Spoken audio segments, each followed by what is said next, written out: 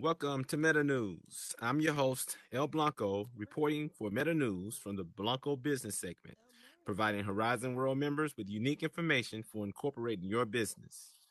Okay, we're going to continue from the business plan template, and we're going to start with the marketing plan segment for today, and we're going to talk about a little bit of information from that section to get a little insight. So when you get to this section on your own, you can always send me a email or send me a question or make a statement, whichever one you need to, and we'll go over that information. But right now, we're going to start with the section of the marketing plan.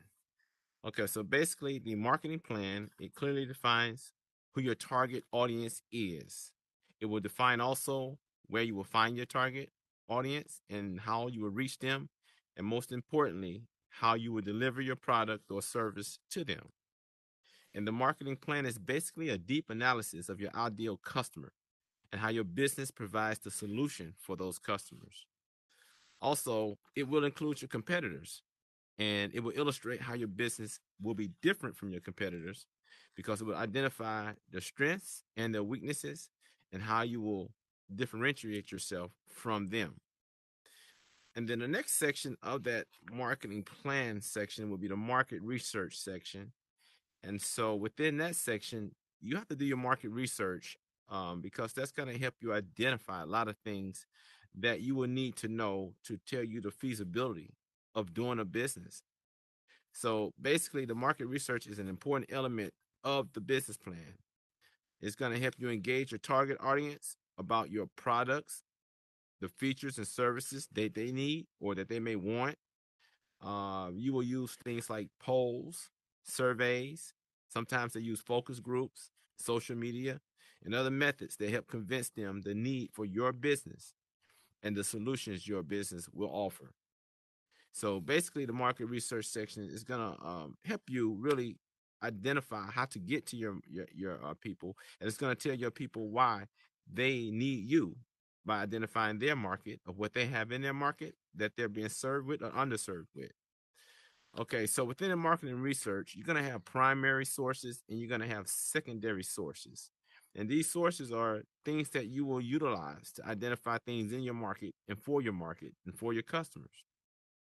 So the primary research is generally conducted directly by your business or by yourself. And the secondary research is generally outsourced information or is found in existing databases online.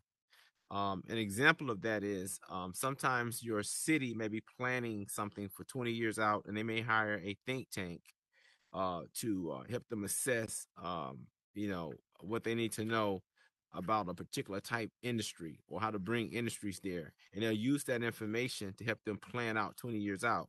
And sometimes you can get that same information because you can use it as well to help you build businesses in the city or in the same areas that they're focusing on. And so it is important to do both types of these market research or use these types of tools, which is the primary and the secondary.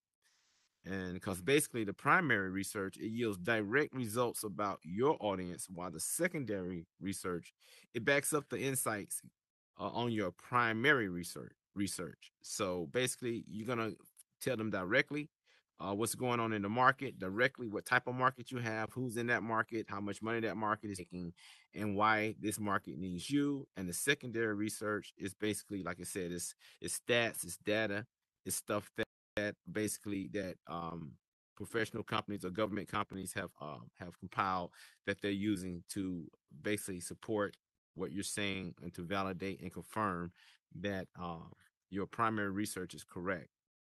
And so there are steps that you normally follow. You normally follow when you do this primary and secondary research, and they're basically about defining the personas of your buyers. So what's their personality, how their behavior goes. And second of all, they want you to develop research requisitions, like what is required, right, to get the information you need by doing research, what it's going to cost, things as such. And number three, they want you to engage in market research participants.